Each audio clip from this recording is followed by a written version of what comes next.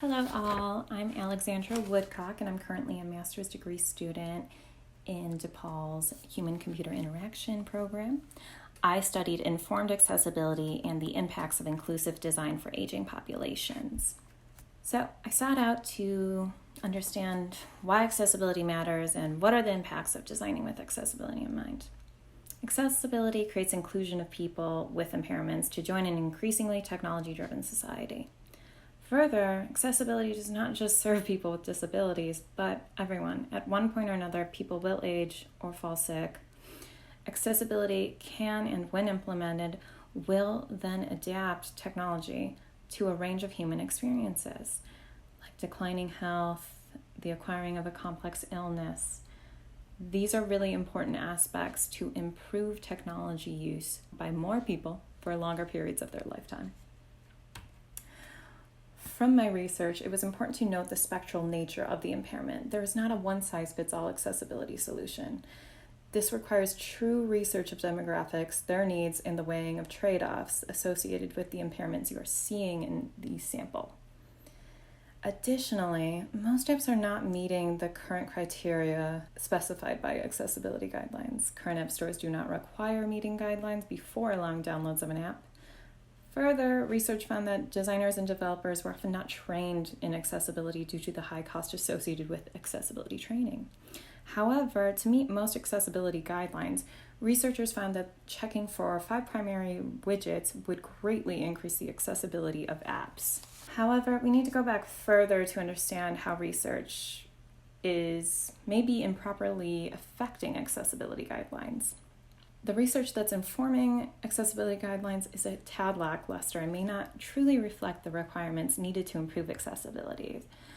This is partly due to a lack of participatory design with impaired users, as well as the overuse of college students. And most importantly, there is research that uses non-representative users that are mimicking an impairment. This is generally done because it's harder to find people with impairments to study. However, we can't draw conclusions and generalize and create accessibility guidelines because this would be quite unethical.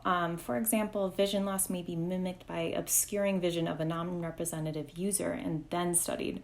This can lead to poor findings that influence guidelines that may actually further exclude representative users. It's important to remember that if someone has vision loss, their perception and sensations is different from a person that has 20/20 vision and is just wearing a light blindfold. It could drastically change the results, so it's important to actually study the person with vision loss in the trials of your studies. Again, accessibility should be seen as adaptation of technology to a range of human experience, not just the optimal college student that's healthy and has great vision, can hear, great motor range.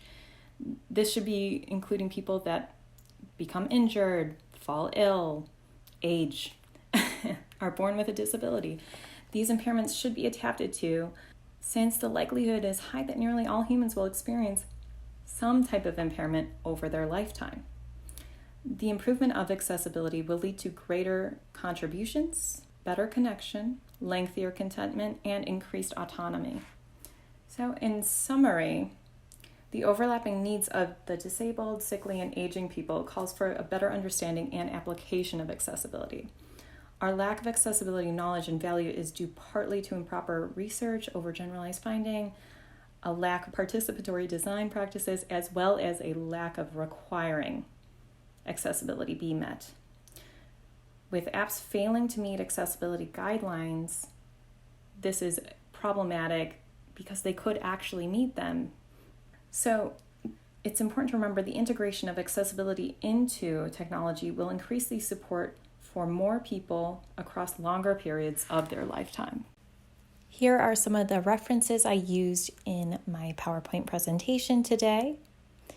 And thank you so much for watching. I hope everyone does well.